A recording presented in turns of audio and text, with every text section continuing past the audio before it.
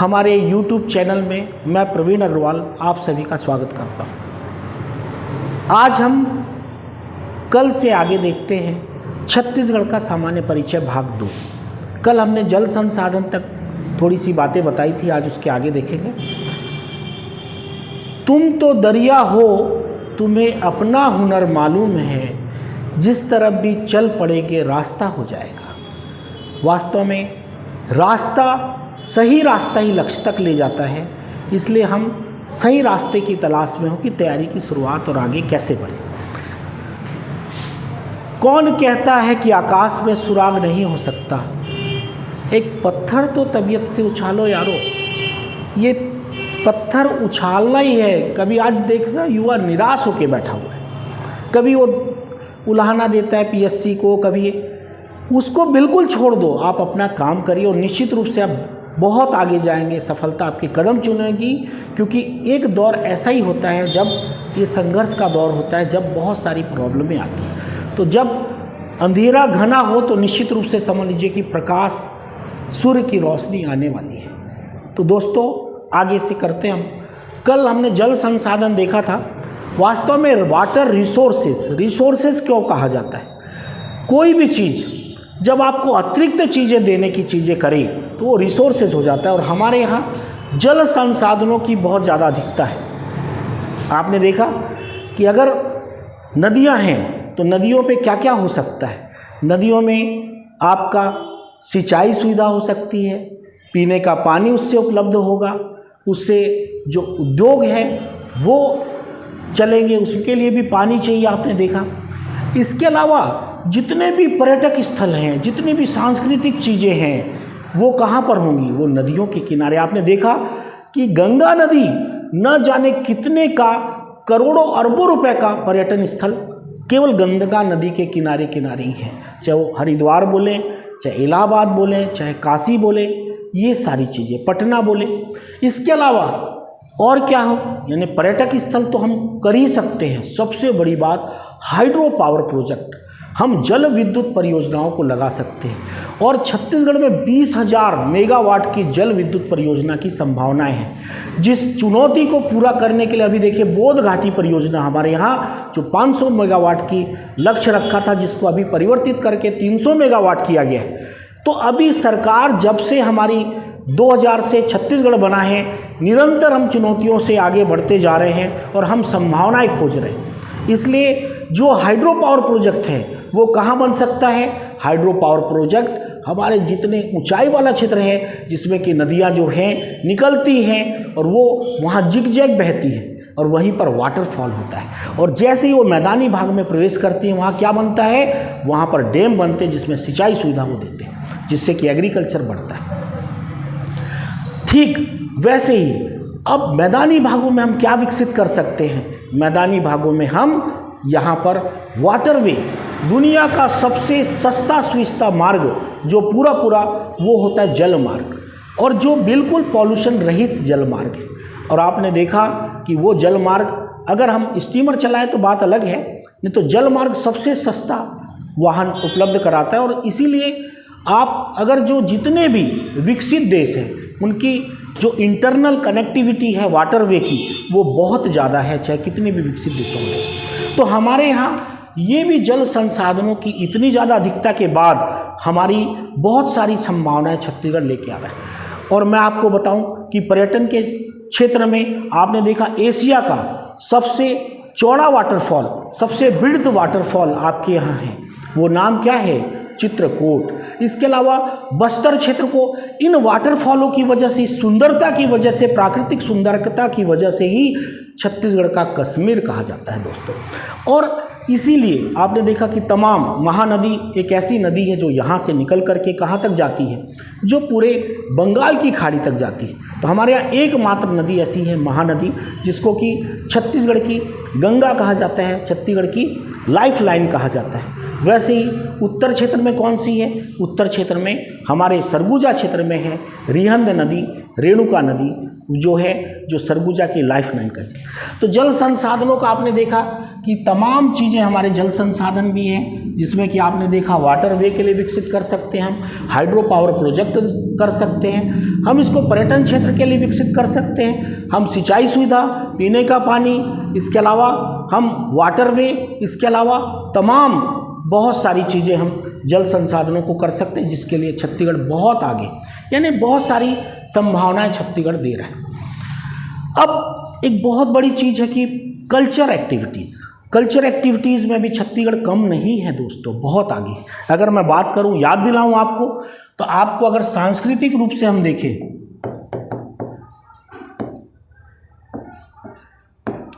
सांस्कृतिक रूप से देखें तो छत्तीसगढ़ विश्व की प्राचीनतम नाट्यशाला आपके यहाँ है, विश्व की प्राचीनतम थिएटर आपके यहाँ है, जो रामगढ़ की पहाड़ी में। कहाँ पर है? जो रामगढ़ की पहाड़ी में है, सीता बेंगरा गुफा। आप बोलेंगे कैसे कह सकते, कोई प्रमाणिकता है इसकी? निश्चित रूप से प्रमाणिकता है कि जो हमारा सीता बेंगरा गुफा है, सीता बेंगरा गुफा है, इसके बारे में नाट्य मुनि के नाट्य शास्त्र में इंगित किया गया है, और जो उसका आकार प्रकार और जगह बताई गई है, वो साफ साफ समझ में आता है कि वहाँ पर विश्व का प्राचीनतम नाट्यशाला थी, और ये मौर्य काल के समय थी। किस समय थी ये? मौर्य काल के समय ये प्राचीनतम नाट्यशाला थी। इसके अलावा एशिया का प्रथम संगीत विश्वविद्यालय भी कहाँ है? संगीत विश्वविद्यालय भी आपके यहाँ ही है, और वो कहाँ पर है? वो है आपका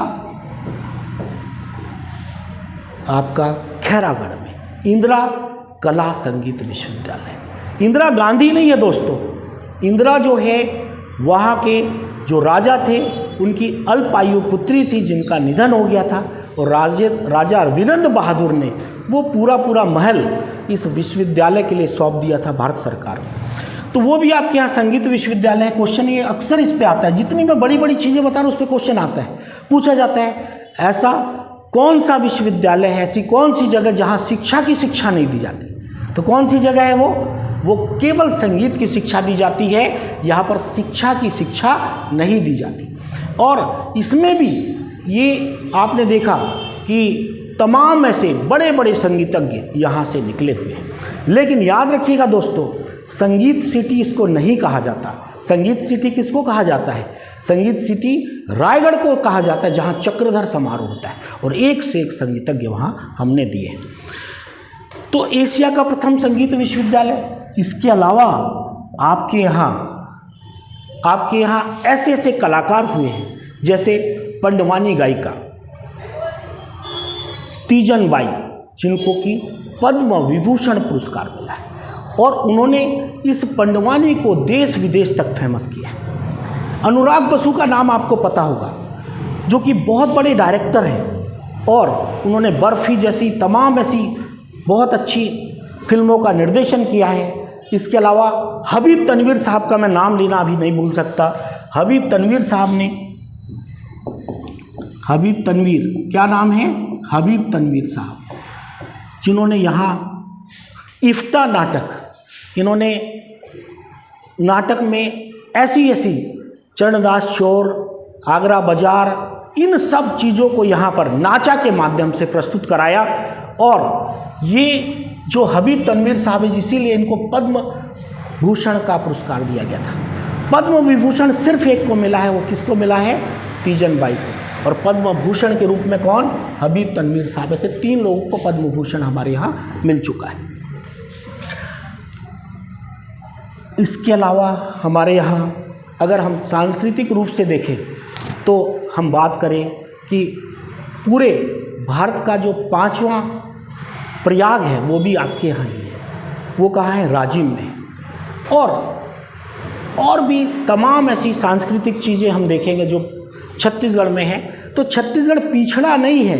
लोग, जैसे मैं बाहर पढ़ता था तो मेरे को, अरे छत्तीसगढ़ से आओ, वहाँ तो तीर धनुष लेके आदिवासी खड़े रहते होंगे, नहीं, आदिवासी संस्कृति के रूप में पूरे छत्तीसगढ़ को पूरे भारत में प्रसिद्ध है। दोस्तों, आदिवासी संस्कृति ऐसी है, जैसे कि मैं आपको बताऊं कि आज भी जो आदिवासी संस्कृति में हम जो उनका ये देखते हैं, उसको गौर नृत्य हो गया, उनका जो है युवागिरी, जो सबसे बड़ी बात क्या है, युवागिरी की जो मैं बात करूं, यानी कल्चर में जितना सशक्त आदिवासी कल्चर है उतना सशक्त कुछ नहीं है। हर जगह को उस उत्साह से जीते हैं वो। और दो चीज़ें ऐसी हैं जिसको हमको सीखनी चाहिए आदिवासी कल्चर से। सबसे पहला तो वहाँ पर महिलाओं का महत्व, सबसे ज़्यादा महत्व किसको दिया जाता है, महिलाओं को दिया जाता है। और इसी महिलाओं के महत्व के कारण वहाँ पर जो विवाह संस्कार है उसमें बहुत सारी पद्धतियाँ विकसित हैं। और आदिवासी संस्कृति में मातृ पूजा, मातृता को बहुत ज़्यादा महत्व दिया जाता है। इसीलिए क्वेश्चन भी आया था पिछले बार कि कोंडागांव जो है वो सबसे ज़्यादा सेक्स रेशियो क्यों है कोंडागांव, तो वहाँ पर माता या देवी के रूप में पूजा की जाती है किसकी, महिलाओं की। वहाँ भ्रूण हत्या नहीं है। भ्रूण हत्या आपने देखा, जितने हम हरियाणा को बोले, राजस्थान को बोले, इसके लिए पहले बहुत ज़्यादा चर्चित जगह थी, है ना, बहुत ज़्यादा विवादों में आता था। लेकिन हम जो है इस मामले में बहुत आगे। अगर दूसरी बात करें तो अतिथि सत्कार, अतिथि सत्कार जो है वो हमको इनसे सीखना चाहिए। गौड़ों में एक अलग घर बना रहता है, किसके लिए, अतिथियों के लिए। और वो उनकी पूजा करके, उनके पैर धो करके उनको अंदर स्थापित किया जाता है और उनके उस घर में विश्राम दिया जाता है। इसके अलावा दोस्तों, जब मैं जनजाति संस्कृति की बात करूंगा तो मैं बोंगावाद करूंगा, यानी एक अदृश्य शक्ति पूरे विश्व में समाहित है और उसकी शक्ति हमारे पास आती है, ऐसा बोंगावाद है। इसके अलावा क्या है, इसके अलावा ऐसी बहुत सारी आदिवासी कल्चर जो हमारे यहाँ है, अलग अलग जगह अलग अलग आदिवासियों में अलग अलग कल्चर है जिसको हमको जानना है। ऐसा ये छत्तीसगढ़ का विशेष महत्व है। अब मैं आता हूँ, जैसे मैंने सांस्कृतिक चीज़ें भी बताई मैं आपको, अब मैं बताता हूँ इस सब चीज़ों के बावजूद छत्तीसगढ़ इतना पीछे क्यों है, ऐसा क्या चीज़ है। वास्तव में जो चीज़ हमारे यहाँ ज़्यादा है लेकिन चुनौतीपूर्ण तरीके से उसका परिपालन नहीं हो पा रहा है। अब 2000 से हम तेज़ी से आगे बढ़ रहे हैं, इसलिए हम एक ये कहते हैं कि हम जो है एक विकसित छत्तीसगढ़ है, एक विकास के तरफ बढ़ता हुआ प्रदेश है ना, बहुत सारी संभावना युक्त प्रदेश है। कौन सा, छत्तीसगढ़। अब कमी क्या क्या है समझिए। सबसे पहली कमी क्या है, सबसे पहली कमी ये है कि हमारा उद्योगों में सबसे पीछे है। जो राज्य मिनरल्स में आगे है, जो राज्य किस में है, जो एग्रीकल्चर में आगे है, जो राज्य किस में है, जो फॉरेस्ट में आगे है, और वास्तव में डिपेंडेंसी किसी भी उद्योग में इन तीनों चीज़ों पे ही रहती है। उसके बावजूद भी क्या है, छत्तीसगढ़ जो है गरीबी में नंबर 1 पे है और उद्योगों में पीछे है। उद्योगों में पीछे है इसीलिए क्या है, लोगों को रोजगार कम है। अब आप बोलोगे रोजगार कैसे कम है, रोजगार तो बहुत ज़्यादा है, यहाँ तो सबसे ज़्यादा रोजगार छत्तीसगढ़ दे रहा है। लेकिन नहीं, रोजगार किस में दे रहा है, वो ज़्यादातर रोजगार मनरेगा में दे रहा है। वो ज़्यादातर हमारे जो लेबर हैं वो स्किल्ड लेबर नहीं है, हमारे शिक्षा की कमी है। पूरे भारत के संदर्भ में अगर देखें तो साक्षरता दर छत्तीसगढ़ की कम है, 70 कुछ है, ठीक है, 6-2% है। वहीं पर देखें तो अगर भारत की बात करें तो 74, बहुत पीछे नंबर छत्तीसगढ़ का आता है। दूसरी बात अगर हम देखें तो साक्षरता के अलावा स्वास्थ्य सुविधाओं में बहुत पीछे है। और स्वास्थ्य सुविधाएं किससे देखी जाती हैं, MMR और IMR। लेकिन दोस्तों MMR का मतलब होता है मातृत्व मृत्यु दर, मातृत्व मृत्यु दर, मदर मॉर्लिटी रेट। और IMR किसका होता है, इन्फेंटली मॉर्लिटी रेट, शिशु मृत्यु दर। इनसे हम क्या देखते हैं, इससे हम स्वास्थ्य सुविधाओं को देखते हैं। पहले हमारी ये स्वास्थ्य सुविधाएं बहुत कम थी, ये बहुत ज़्यादा था मातृत्व मृत्यु दर। लेकिन धीरे धीरे हम जब से छत्तीसगढ़ बना है इस चीज़ों को हम कम करते जा रहे हैं और काफ़ी कम करते जा रहे हैं। और राज्यों की अपेक्षा अब हमारा जो अंतर है वो कम होते जा रहा है। इसके अलावा और छत्तीसगढ़ किस में पीछे है, छत्तीसगढ़ का इंफ्रास्ट्रक्चर बहुत कमजोर है। अगर हम देखें तो रेलवे, अभी भी बहुत सारे ऐसे ज़िले हैं जो रेलवे लाइन से दूर हैं। पीछे हैं, जुड़े हुए नहीं हैं, क्योंकि रेलवे का यहाँ जो विकास हुआ ये किसी भी विकास के आधार पे नहीं हुआ। रेलवे इसलिए बिछाई गई जिससे कि दोहन हो सके यहाँ के संसाधनों का, और यहाँ के राजनीतिज्ञों के द्वारा भी कोशिश ये की गई कि छत्तीसगढ़ का संसाधनों का दोहन करें। और छत्तीसगढ़ के बनने के बाद अब देखिए यहाँ पर भी एक क्वेश्चन पिछले बार आया था कि औद्योगिक स्थानीयकरण क्यों नहीं हुआ। यहाँ औद्योगिक स्थानीयकरण होने के पीछे क्या क्या होना चाहिए? रॉ मटेरियल हमारे पास है, वाटर रिसोर्सेज हमारे पास है, इन्वेस्टर्स हमारे पास अब हम बुला रहे हैं, तो हमारे यहाँ ये इन्वेस्टर्स भी आ रहे हैं। हमारे पास बैंकिंग सुविधा है, वो कम थी, अब धीरे धीरे बढ़ा रहे हैं। और साथ ही साथ हम क्या है, यहाँ पर एक स्वच्छ वातावरण देने की कोशिश कर रहे हैं। पहले नक्सलवाद था, इसके कारण भी ये समस्या आ रही थी। कहने का मतलब ये है कि हमारा जो औद्योगिक विकास है उसको करने के पीछे अब निरंतर सरकार जारी है। और सरकार ने बहुत सारे जो उद्योग कहाँ पीछे थे, हमारे बस्तर क्षेत्र में थे, सरगुजा क्षेत्र में थे, वहाँ पर 30% से 35% सब्सिडी दी जा रही है। साथ ही साथ एक और मैं बताऊँ आपको, अब देखिए एग्रीकल्चर में, देखिए एग्रीकल्चर में हमारे यहाँ जो धान है और साथ ही साथ मक्का है, ये सरप्लस है। और ये कहाँ जाती है? ये जो है दूसरे राज्यों में जाती है। हमने कहा नहीं, हम इन राज्यों को ना दे करके यहाँ क्या करेंगे, यहाँ पर एथेनॉल प्लांट लगाएंगे। ये सरकार की भी, केंद्र सरकार की भी योजना है और वर्तमान की सरकार की योजना है। एथेनॉल प्लांट से क्या होगा दोस्तों? एथेनॉल प्लांट से हमारा जो एथेनॉल प्लांट अभी बहुत ज़्यादा महत्वपूर्ण चीज़ है, आगे जाके चुनौती है और आगे जाके बहुत सारी संभावनाएं भी हैं। एथेनॉल प्लांट से हम क्या बना सकते हैं? एथेनॉल प्लांट से हम ये ऑयल बना सकते हैं, डीजल बना सकते हैं, पेट्रोल बना सकते हैं, और उसकी मिल्टिंग करके क्या कर सकते हैं, ब्लाइंडिंग करके क्या कर सकते हैं, उसका उपयोग हम पेट्रोल डीजल में कर सकते हैं। अब आप बोलोगे इससे क्या फ़ायदा है हमको? ये जो अभी पेट्रोल डीजल कितना है, 105 या 100 से ऊपर है, ये हमको 67 रुपये पड़ता है। कितने रुपए पड़ता है? 67 रुपये। और जब ये हम 25% तक मिला सकते हैं तो ये क्या होगा, ये हमको पॉल्यूशन रहित ऑयल मिलेगा, क्रूड ऑयल। और साथ ही साथ क्या फ़ायदा मिलेगा? साथ ही साथ जो हम विदेशों से आयात करते हैं, जो हमारी फॉरेन मनी जो जाती है किसके लिए, क्रूड ऑयल के लिए, वो हमारी फॉरेन मनी बचेगी। जब हम यहाँ एथेनॉल प्लांट बनाएंगे तो क्या होगा, उद्योग विकसित होंगे तो हमारे लोगों को रोजगार मिलेगा। तो ये छोटी मोटी बात नहीं है कि हम क्या कर सकते हैं, मक्का से क्या बना सकते हैं, मक्का से और आपका चावल से हम ये बना सकते हैं। साथ ही साथ अभी मैं कुछ और चीज़ें आपको बता रहा हूँ कृषि के क्षेत्र में जो संभावनाएं हमारे यहाँ है। सबसे खास बात हमारे यहाँ अब जो कोदो कुटकी जिसको कोई पूछता नहीं था, वो कोदो कुटकी मिलेट योजना में वो हमारे सामान्य जो अनाज है, सामान्य जो ग्रेन है, उनसे और ऊपर पड़ गया है और पूरे भारत में उसकी मांग बढ़ी है मिलेट। और मिलेट के लिए क्या है, मिलेट अगर योजना हम चालू कर रहे हैं, मिलेट योजना में हमारा छत्तीसगढ़ योगदान दे रहा है, तो वो सबके स्वास्थ्य के लिए बेहतर है दोस्तों। तो ऐसा नहीं है छत्तीसगढ़ कमज़ोर नहीं है, छत्तीसगढ़ बहुत आगे है, उसकी संभावनाएं बहुत ज़्यादा है। आपके यहाँ एक और ख़ास बात मैं बता रहा हूँ, छत्तीसगढ़ में आपके यहाँ आपने लुढ़ेक शब्द जगह सुनी होगी, टमाटर की राजधानी।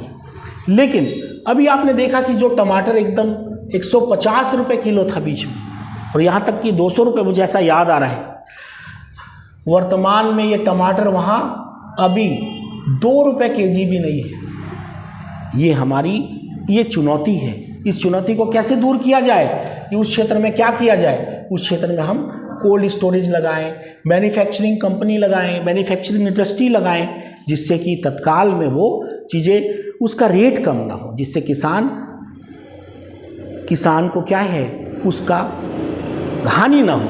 और जब ये रेट एक सीमा तक स्थिर रहेंगे, क्योंकि अगर इंडस्ट्री लग रही है तो बहुत ज़्यादा उत्पादन का यूज क्या करेंगे, स्टोरेज में हो जाएगा। तो ये हमारी कमी है और ये हमारी चुनौती भी है, संभावनाएं भी है। इसलिए सरकार क्या कर रही है, सरकार जो है कोल्ड स्टोरेज पे बहुत सारी सब्सिडी मुहैया करा रही है। साथ ही साथ आपके यहाँ एक नाइजर सीड होता है इस क्षेत्र में, जसपुर क्षेत्र में जो नाइजर सीड होता है उसके लिए क्या है, विदेशों में बर्ड्स फीड के रूप में यूज होता है, बर्ड्स फीड के रूप में यूज होता है।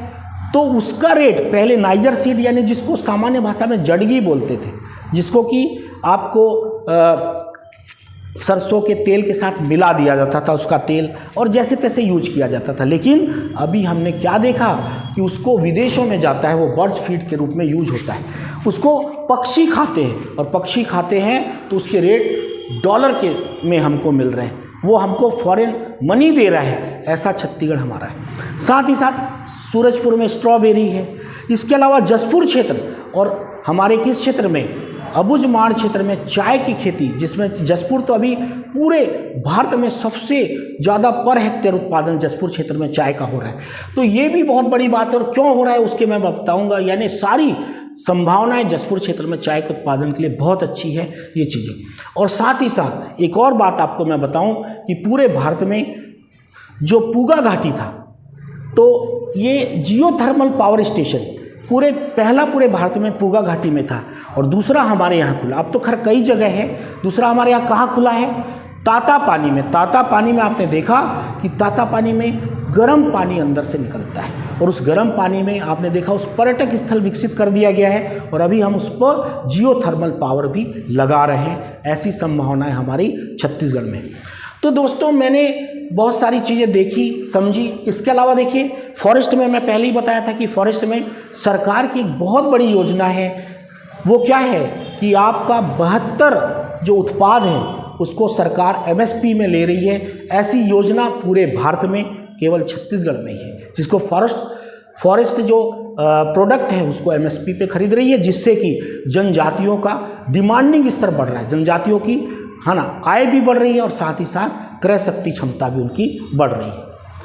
और आगे हम बात करें तो शिक्षा क्षेत्र में जो छत्तीसगढ़ बहुत पीछे है, संभावनाएं हमने खोजी है। और छत्तीसगढ़ क्या है, धीरे धीरे सरकार की आत्मानंद जो इंग्लिश मीडियम स्कूल है, साथ ही साथ उत्कृष्ट स्कूल है, उसकी इतनी ज़्यादा भी संभावनाएं देखी जा रही है। आत्मानंद स्कूल में सरकारी स्कूलों के तहत बहुत अच्छी शिक्षा देने का प्रबंध किया जा रहा है। साथ ही साथ आत्मानंद लाइब्रेरी, और ये ऐसी बहुत सारी चीज़ें धीरे धीरे सरकार ऐसा खोज रही है। हर्बल पावर के रूप में हम बहुत सारे ऐसे वन औषधि पौधों को उसके लिए बाजार देख रहे हैं, उसके लिए ज़्यादा से ज़्यादा बाजार देख रहे हैं। साथ ही साथ हमारी जनजातीय संस्कृति जो है उसमें ढोकरा कला, कोष्टा, इसके अलावा हमारी जो धातु कला है, उस कला को पूरे देश विदेश में उसको पहचाना जा रहा है। उसको यहाँ की छत्तीसगढ़ सरकार जो है आगे बढ़ा रही। यहाँ के पकवान, यहाँ के पहनावा, उसको भी हम क्या है, यहाँ का कमार के द्वारा जो बांस बनाने का है, वो सारी चीज़ें उसको धीरे धीरे यहाँ की छत्तीसगढ़ सरकार आगे बढ़ा। तो दोस्तों मैं ये एक सामान्य चीज़ें आपको बता रहा था, मैंने आपको कमी भी बताई मैंने। अच्छा, और क्या कमी, इंफ्रास्ट्रक्चर हमारा वास्तव में कनेक्टिविटी बहुत कमज़ोर है। वो रेल की कनेक्टिविटी से हम पीछे हैं। साथ ही साथ किसकी कनेक्टिविटी, सड़कों की स्थिति बहुत कमज़ोर है हमारे यहाँ, ठीक है। इसके अलावा हमारा जो ये कहना चाहिए कि जो क्या बोलते हैं उसको, ये जो इंटरनेट कनेक्टिविटी है, ये सारी कनेक्टिविटी में भी हम सरकार में पीछे चल रहे हैं, जिसको हमको बेहतर करने की आवश्यकता है। तो ये सारी चीज़ें हैं, लेकिन संभावनाएं दोस्तों। अब मैं भारत के परिप्रेक्ष्य में छत्तीसगढ़ को देखूं, तो चलिए भारत के परिप्रेक्ष्य में हम लोग देखते हैं छत्तीसगढ़ की क्या स्थिति है। मेरे साथ आप भी मैप बनाएंगे तो हम लोग भारत को देखते हैं और भारत के साथ साथ छत्तीसगढ़ की स्थिति। ये बताइए छत्तीसगढ़ जो है, कल मैंने एक बताया भी था, छत्तीसगढ़ कौन सा राज्य है क्षेत्रफल में, आप कमेंट्स करेंगे, बताएंगे छत्तीसगढ़ कौन सा राज्य है क्षेत्रफल में और कौन से राज्य। जैसे मान लीजिए एक क्वेश्चन ये आता है कि छत्तीसगढ़ जो है से कौन सा राज्य एरिया में बड़ा है।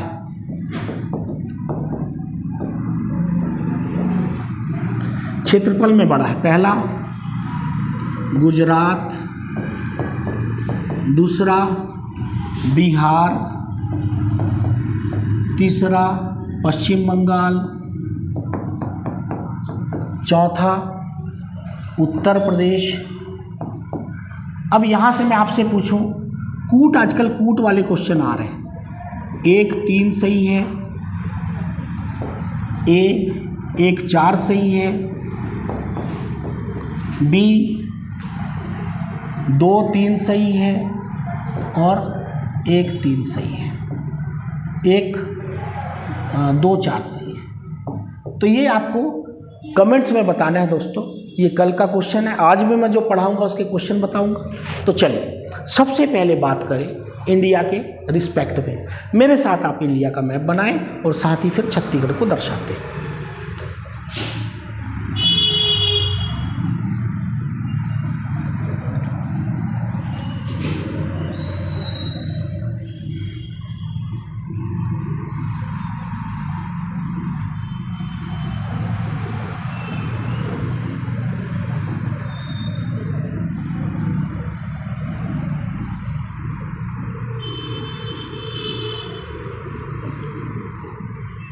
ये देखिए, ये छत्तीसगढ़ है, ये इंडिया का मैप है।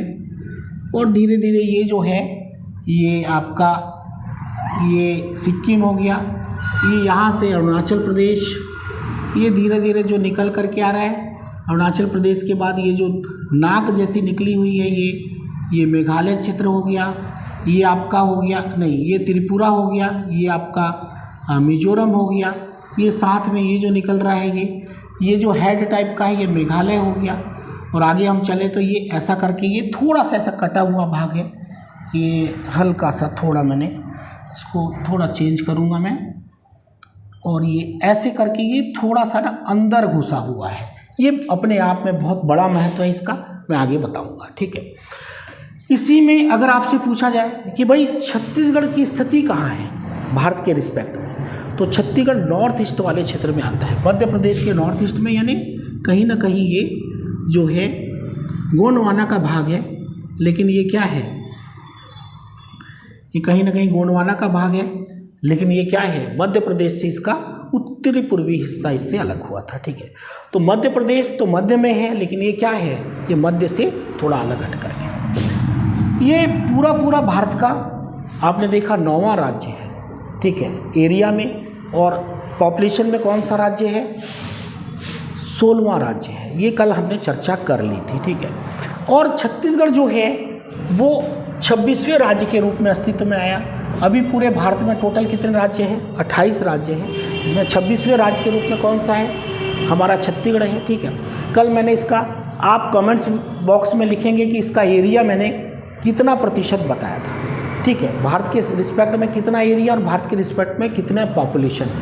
इन दोनों की तुलना से क्या अर्थ समझ में आता है, ये मैंने दोनों बातें आपको बताई थी। अगर हम स्थिति की बात करें तो भारत से एक लाइन ऑफ कैंसर जाती है, और जो छत्तीसगढ़ के अभी वर्तमान में 4 जिलों से होके जाती है। कितने जिलों से होके जाती है, 4 जिलों से। और ये पूरा भारत के 8 राज्य, कितने राज्य इसमें समाहित हैं लाइन ऑफ कैंसर में, 8 राज्य समाहित। छत्तीसगढ़ जो है इसी में अब मोटी मोटी 2-4 चीज़ें और। SCCL का मुख्यालय कहाँ है, SCCL का मुख्यालय छत्तीसगढ़ में है, ठीक है। वो कहाँ है, बिलासपुर में। सबसे ज़्यादा अगर हम देखें तो बिलासपुर में एक रेलवे जोन है, बिलासपुर में यानी छत्तीसगढ़ में 16वां रेलवे जोन। टोटल भारत में 18 रेलवे जोन है, जिसमें 16वां रेलवे जोन कौन सा है, छत्तीसगढ़ में है। पूरे अगर भारत के रिस्पेक्ट में देखें तो 16वें रेलवे जोन को हम क्या बोलते हैं, दक्षिण पूर्वी मध्य रेलवे जोन। दक्षिण पूर्वी मध्य रेलवे जोन यानी south east central railway zone, ये हमारे यहाँ का है, जिसका मुख्यालय कहाँ पर है, बिलासपुर में। तो south east central railway zone, ठीक है। इसके अलावा मैंने क्या कहा, SCCL का मुख्यालय भी कहाँ है, साउथ ईस्ट कोलफील्ड लिमिटेड 1985 में बना। ये भी पूरा भारत का कहाँ है, ये भी बिलासपुर में है। और बिलासपुर रेलवे जोन जो है सबसे ज़्यादा आय देने वाला रेलवे जोन है। अभी तक देखिए, अभी तक के आंकड़े यही बताते हैं, सबसे ज़्यादा रेलवे जोन जो आय देने वाला है कौन सा है, बिलासपुर रेलवे जोन। 16वां है, 17वां कोलकाता मेट्रो बना, और 18वां भी साउथ में बना है आपका कर्नाटक वाले क्षेत्रों में। तो टोटल मिला के 18 रेलवे जोन है, जिसमें 16वां रेलवे जोन आपके यहाँ जो सबसे ज़्यादा आय देने वाला रेलवे जोन है। अच्छा, इसी में अगर हम आगे बढ़ें तो आपके यहाँ छत्तीसगढ़ के कितने, छत्तीसगढ़ में जो 19वें नंबर का हाई कोर्ट है वो कहाँ है, वो बिलासपुर में, और इसलिए बिलासपुर को न्याय राजधानी बोलते हैं। बिलासपुर को क्या कहते हैं, न्याय राजधानी। तो बिलासपुर को न्याय राजधानी भी कहा जाता है, न्याय राजधानी। ठीक है, तो दोस्तों ये टोटल अभी 25 हाई कोर्ट हैं, लेकिन कुछ समय बाद ये 26 हाई कोर्ट हो जाएंगे, क्योंकि आपने देखा तेलंगाना के लिए भी अलग है, होने जा रहा है। तो कुल मिलाकर के तेलंगाना और आंध्र प्रदेश ये अलग होने जा रहा है। तो ये आपका 26 हाई कोर्ट हमारे यहाँ आ रहे हैं, 25 हाई कोर्ट अभी तक है। अब क्या है, अब अगर देखें तो IST लाइन भी कहाँ से क्रॉस कर रही है, अगर भारत की बात करें तो ये भी छत्तीसगढ़ से होकर के क्रॉस कर रही है, कोरिया वाला क्षेत्र है। हालांकि पहले 2 भाग देते थे, तो ये है आपका छत्तीसगढ़। एक और क्वेश्चन है कि जनसंख्या में ऐसा कौन सा राज्य है, ऐसा भारत का कौन सा राज्य है जो छत्तीसगढ़ के समकक्ष है। मैंने ऐसा क्यों बताया, क्योंकि जनसंख्या से ही बहुत सारी चीज़ डिपेंड करती है, लोकसभा सीटें और राज्यसभा सीटें। तो अगर आपसे पूछा जाए कौन सा ऐसा राज्य है जिसकी लोकसभा राज्यसभा सीटें समकक्ष है छत्तीसगढ़ के, तो वो है हरियाणा। कौन सा राज्य है, हरियाणा। उसको याद रखिएगा दोस्तों, हरियाणा इसका। अब छत्तीसगढ़ जो है वो 7 राज्यों से लगा हुआ है। देखिए कौन कौन से 7 राज्य हैं यहाँ पर। अगर मैं बात करूँ तो यहाँ से उत्तर प्रदेश लगा हुआ है, यूपी लगा हुआ है। कौन सा लगा हुआ है, उत्तर प्रदेश। इस क्षेत्र में बात करें तो कि कौन लगा हुआ है, MP लगा हुआ है। कौन सा लगा हुआ है, MP लगा हुआ है।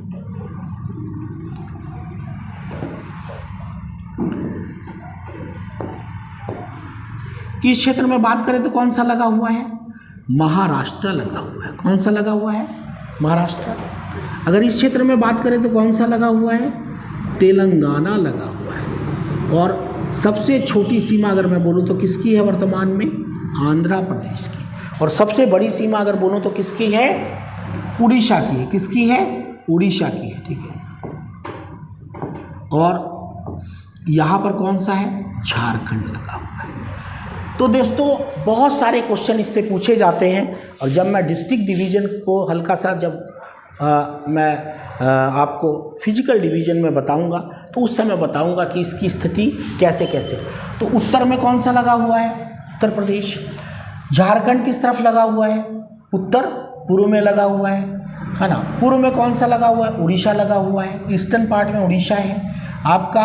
ये पश्चिम भाग में कौन सा लगा हुआ है, मध्य प्रदेश पश्चिम उत्तर में, और ठीक पश्चिम में महाराष्ट्र। ऐसा करके ये आपके 7 राज्यों से घिरा हुआ छत्तीसगढ़ है। कितने राज्यों से घिरा हुआ छत्तीसगढ़ है, 7 राज्यों से। तो ये पोजीशन है छत्तीसगढ़ की। और इंडिया के रिस्पेक्ट में अगर बात करें तो IST लाइन को जो है ये क्यों महत्वपूर्ण है, IST लाइन और कर्क रेखा ये बहुत ज़्यादा, यानी IST यानी स्टैंडर्ड इंडियन स्टैंडर्ड टाइम। ये इंडियन स्टैंडर्ड टाइम कहाँ से होकर गुजरती है, तो ये इलाहाबाद के नैनी से होकर गुजरती है, या मिर्ज़ापुर, जो अब आप एक पिक्चर आई थी ना मिर्ज़ापुर, तो मिर्ज़ापुर भी याद रख सकते हैं, इलाहाबाद का नैनी भी याद रख सकते हैं, वहाँ से होकर गुजरती है और ये हमारे यहाँ से क्रॉस करती है। पूरे भारत का एकमात्र ऐसा स्थान है छत्तीसगढ़ ही है जहाँ दोनों क्रॉस करती है। तो ये भी आपके इंडिया के रिस्पेक्ट में बहुत बड़ी बात है। अच्छा, पूरी भारत की बात करें तो भारत पूरे विश्व में एरिया में कौन सा स्थान है, 7वें नंबर का है। पूरे एरिया में कौन सा है, 2.43% के साथ भारत, ये चूँकि हमेशा बना रहेगा इसलिए याद रख लीजिए दोस्तों। इसी को एक कंटिन्यूटी में देखिए तो एरिया में भारत कौन सा स्थान है, 7वें नंबर पे है 2.43% के साथ। और इसको याद रख लीजिए कौन कौन से देश हैं, रुक चिया, ये थोड़ा बहुत, रुक का मतलब रूस, कनाडा, चिया चीन, अमेरिका। ठीक है, कभी कभी अमेरिका और चीन भी ले लेता है कहीं कहीं, इसलिए डिस्टर्ब मत होइएगा उसमें। ये पुराने NCERT आंकड़े के हिसाब से मैं दे रहा हूँ। चीन, अमेरिका, फिर क्या है, फिर आपका है रुक चिया, ब्राज़ील, रूस, कनाडा, चीन, अमेरिका, ब्राज़ील, ऑस्ट्रेलिया। और उसके बाद कौन सा हो गया, उसके बाद आपका हो गया भारत, और भारत के बाद 8वें नंबर पे है अर्जेंटीना। तो इसको याद रख लीजिएगा दोस्तों। तो भारत जो है सबसे पहला कौन सा है, रूस है, फिर कनाडा है, फिर चीन है, फिर अमेरिका है, फिर ब्राज़ील है, फिर ऑस्ट्रेलिया है, फिर भारत है, फिर अर्जेंटीना है। और इसी भारत में अगर मैं बात करूं तो भारत का सबसे बड़ा एरिया वाइज कौन सा है, सबसे बड़ा एरिया वाइज आपका राजस्थान है। कौन सा है, राजस्थान है। और कौन से नंबर पे सबसे छोटा कौन सा है, तो सबसे छोटा गोवा है। सबसे छोटा कौन सा है, गोवा है। और इसी बीच में 9वें नंबर पे कौन सा आता है, 9वें नंबर पे आपका छत्तीसगढ़ है। लेकिन एक क्वेश्चन हमेशा याद रखिएगा, इस छत्तीसगढ़ का जो 9वें नंबर का है तो 8 राज्यों का आपको याद रख लीजिए, ठीक है। टोटल हमारे कितने राज्य हैं, टोटल हमारे वर्तमान में 28 राज्य हैं। 26वां राज्य कौन सा बना, तो 26वां राज्य आपका बना छत्तीसगढ़। 27वां कौन सा बना, 27वां बना हमारा उत्तराखंड। 28वां कौन सा बना, 28वां हमारा बना आपका झारखंड, चूँकि झारखंड जो है 15 नवंबर को ये क्वेश्चन आता है, बिरसा मुंडा की जयंती के रूप में ये तय हुआ। और सबसे जो बाद की चीज़ें जो मैं बताने जा रहा था कि 28वें राज्य के रूप में वर्तमान में 28 ही कैसे हैं, तो वर्तमान में 28 ऐसे हैं कि एक राज्य जो है वो यूनियन टेरिटरी हो गया है। कौन सा, आपका जम्मू कश्मीर। तो इसके आगे कल हम लोग देखेंगे, और आगे मैं आपको भारत के रिस्पेक्ट में इसके विस्तार को बताऊंगा कि भारत के रिस्पेक्ट में छत्तीसगढ़ का विस्तार क्या है। कुछ क्वेश्चन लिख लीजिए दोस्तों आज का क्वेश्चन ये है कि सबसे पहला आपको मेंस, मैंने कहा था प्री कम मेंस, तो सबसे पहले आपको ये देखना है, अगर आप लिख के मेरे को सेंड भी कर सकते हैं, आपको ये देखना है कि छत्तीसगढ़ में क्या क्या संभावनाएं हैं, छत्तीसगढ़ में विकास की क्या क्या संभावनाएं हैं। और ये मैंने बताया, ये बताइएगा कि चाय का उत्पादन छत्तीसगढ़ में कहाँ पर होता है, इसको आपको बताना है। और साथ ही साथ नाइजर सीड और फाफर, एक और मैं बात बता दूं, शायद मैं भूल गया था, एक होता है फाफर जिसको टाऊ बोलते हैं, और ये टाऊ पूरे भारत में बहुत कम जगह ही होता है और वो बहुत ज़्यादा तेज़ी से विकसित हो रहा है, और वो जगह कौन सी है वो आपको बताना है। और एक और क्वेश्चन है, कल मैंने आपको बताया था कि छत्तीसगढ़ को क्यों बोला जाता है धान का कटोरा। तो वास्तव में सबसे पहला कारण क्या है, आपने बताइए कि धान की वैरायटी, और दूसरा कारण क्या है, सैफ होना। लेकिन सबसे मेन कारण क्या है, ये भी है। और एक क्वेश्चन और कि आप बताइएगा कि अगर मैं कथन कारण, एक क्वेश्चन आता है हमेशा आजकल कथन कारण वाले आते हैं, तो सबसे पहला एक कथन है छत्तीसगढ़ धान का कटोरा है, और कारण क्या है, कारण है छत्तीसगढ़ खाद्यान्न फसल, धान एक खाद्यान्न फसल है छत्तीसगढ़ की। कथन क्या है, छत्तीसगढ़ धान का कटोरा है। और दूसरा क्या है, अच्छा एक मिनट फिर से अच्छे से लिख दे रहा हूँ। तो कथन क्या है, कथन है छत्तीसगढ़ कौन सा है, छत्तीसगढ़ किसका कटोरा है, धान का कटोरा है। और दूसरा कारण क्या है इसके पीछे, छत्तीसगढ़ की मुख्य खाद्यान्न फसल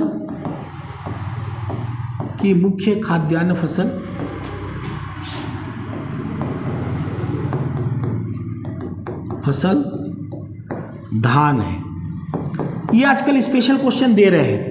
अब इसमें पहला जो कारण होता है, पहला आंसर होता है कि कथन और कारण दोनों सही हैं और दोनों एक दूसरे की व्याख्या कर रहे हैं, दोनों सही हैं और दोनों व्याख्या कर रहे हैं एक दूसरे की, दोनों एक दूसरे की व्याख्या कर रहे हैं। दूसरा है कथन और कारण दोनों सही हैं, कथन व कारण दोनों सही हैं, लेकिन व्याख्या नहीं कर रहे हैं,